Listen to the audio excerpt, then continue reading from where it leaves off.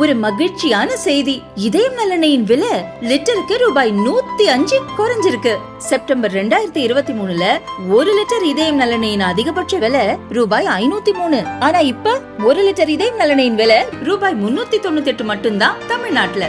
அப்ப இனிமே எல்லாரும் இதயம் நல்லெண்ணெய் வாங்கலாம் இல்ல? தேனி மாவட்டம் உத்தமபாளையம் அனைத்து மகளிர் காவல் நிலைய எல்லைக்கு உட்பட்ட பகுதியைச் சேர்ந்தவர் சுரேஷ் 2021ஆம் ஆண்டு 16 வயது சிறுமியிடம் பாலியல் வன்கொடுமை செய்துள்ளார். பாதிக்கப்பட்ட சிறுமி மற்றும் சிறுமியின் தாய் உத்தமபாளையம் அனைத்து மகளிர் காவல் நிலையத்தில் கொடுத்த புகாரின் அடிப்படையில் சுரேஷ் மீது போக்சோ சட்டத்தின் கீழ் வழக்கு பதிவு செய்யப்பட்டது.